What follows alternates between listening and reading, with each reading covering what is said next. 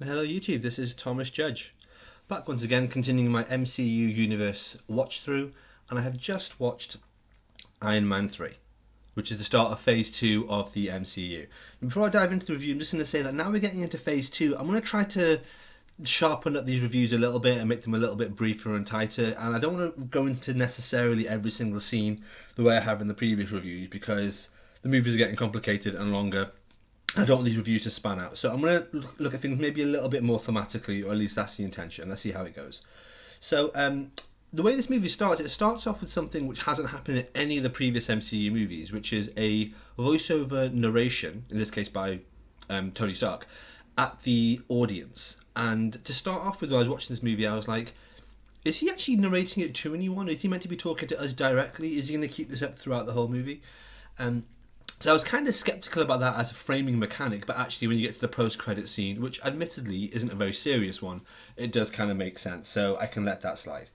Quick shout out right at the beginning to one of my viewers, a guy called Stormblade, who pointed out that Yinsen from Iron Man does actually cameo in Iron Man 3, and he does in one of the opening scenes, which is the 1999 scene. So you see him very briefly, but he does come back, but admittedly very briefly.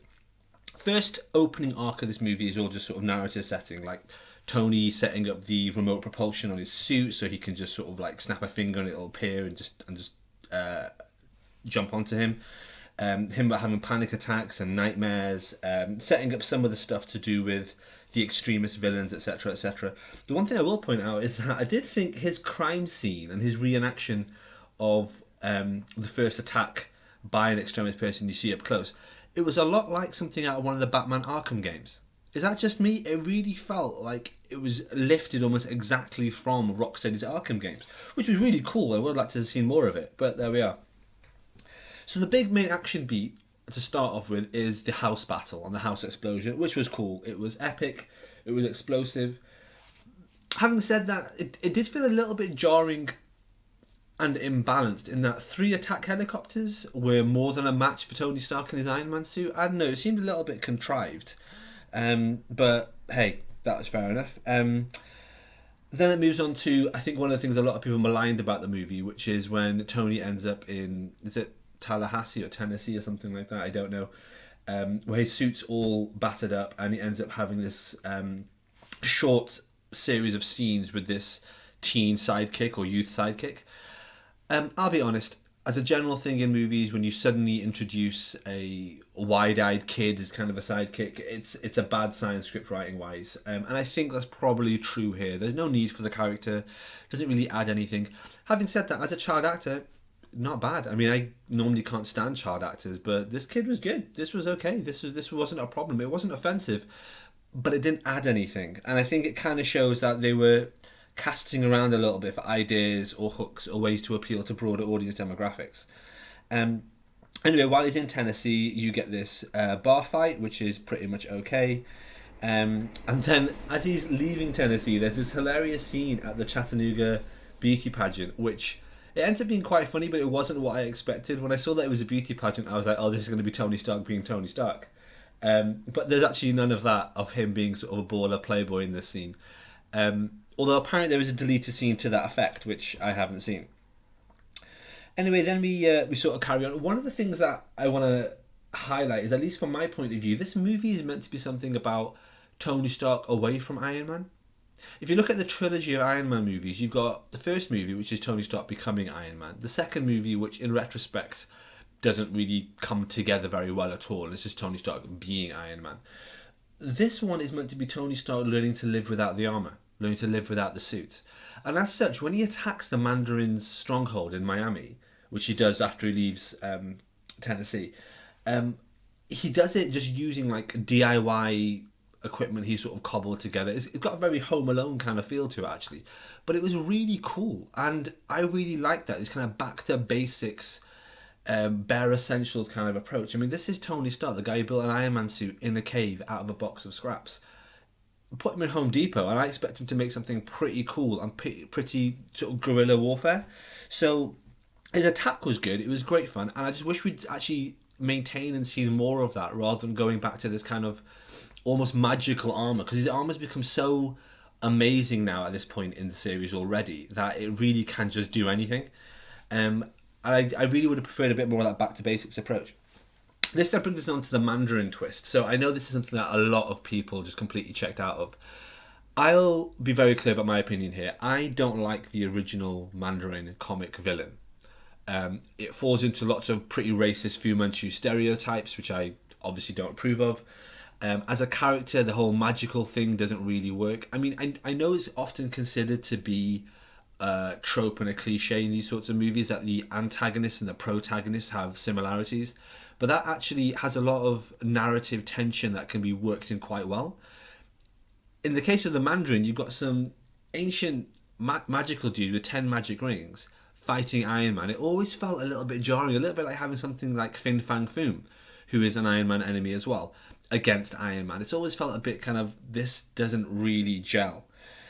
So in this case, having the Mandarin twist, having the Mandarin turning out to essentially be nothing, to be Travis Slattery, to be Ben Kingsley playing Travis Slattery, playing the Mandarin, actually worked really well. It was funny. It was actually kind of plausible. I mean, this is how terrorism, this is how warfare would work in a modern day setting. It's all about optics. It's all about perception. Basically, I liked it. I thought it was good. Then you get the dungeon scene, you get the escape scene, all the usual stuff, and then you move all the way to the finale. The finale was solid. Again, it was sequelitis, and I don't really necessarily approve of having quite so much spectacle and boom and zazz and pizzazz and so on. But having said that, it was fine. It was competent. It felt a little bit cliched having something at a dockyard in the dark with things sort of swinging around and hitting each other and all the usual sort of stuff. But you know, it did its job. Guy Pearce, got to give a shout out to him. He was awesome as Killian, and really ultimately as kind of the Mandarin. I mean, towards the end, once he's all on fire and his clothes have all burnt off and stuff, you've got what looks like this mad kind of semi-dragonish tattoo all over his body. And it's like, is he actually the Mandarin? I mean, he is the Mandarin. That's the whole point. It's like the Mandarin.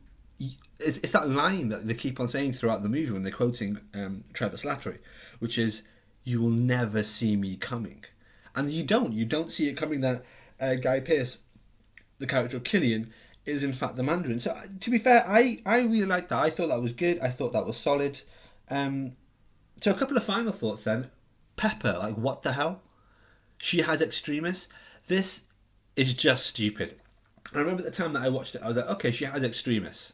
I know what extremis is, and the reason I know what extremis is because I've read the Warren Ellis arc, Extremis, which, by the way, I would highly, highly, highly recommend anyone, whether or not you're an Iron Man fan, to check out, because it's brilliant. The artwork's amazing, the writing's brilliant, and it does form the sort of core kernel for this film. But yeah, having seen Pepper get extremists, it's like, okay, you have this now, what's going to happen? And Tony cures her off screen at the end of the movie, just like, oh, we're just doing this. It reminds me a lot of how a lot of Star Trek Next Generation episodes kind of end, which is they have a whole load of setup and complicated stuff, and the last 2 minutes they're like, oh, and then we cured it, or then we fixed it. And that seems ridiculous to me. So to be honest, it kind of undercuts a lot of the value of this movie, and sort of really frustrated me on that.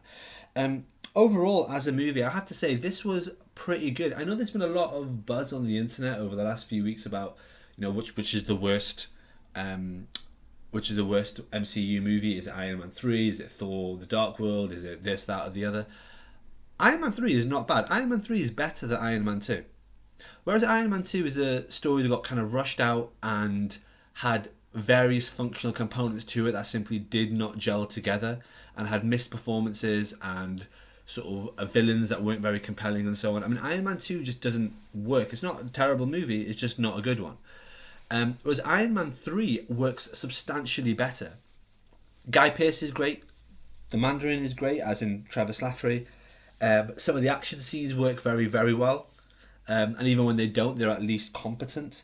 The extremist idea is completely thematically in keeping with the comic and the film trilogy, and then this idea of Tony going back to sort of grassroots. Again, it's not picked up on as well as it should be, but there's just something there. And the film as a whole is an outgrowth of the reaction Tony's having to the Battle of New York in Avengers. So it kind of makes sense. So actually, Iron Man 3 was decent. It was decent. Iron Man 2 wasn't as good as this. So keep that in mind when you're watching through, guys. Anyway, that's it from me. Please like, comment, subscribe. Hope you're enjoying the series so far. Tomorrow I'll be watching Thor: The Dark World. So that's going to be next. And as always, please support the channel by heading over to Amazon and picking up my prose novel, No Gods or Kings. Until next time, guys, stay classy.